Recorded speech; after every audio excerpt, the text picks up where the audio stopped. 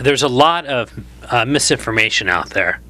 It's very clear. This bill doesn't prohibit the regulation of water use from private wells. In fact, it likely gives a green light for state and local governments to regulate private wells.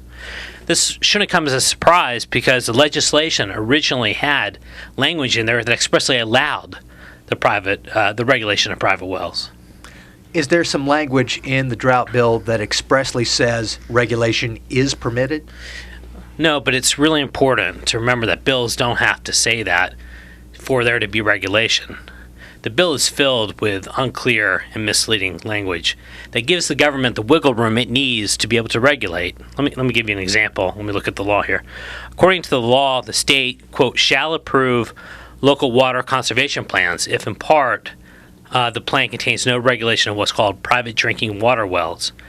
This may sound good on its face, but there are two problems. First, the law doesn't say the state may only approve a local plan if there are no such regulations.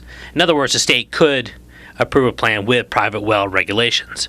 Second thing is the provision only applies to wells that are built for drinking purposes, the private drinking water wells.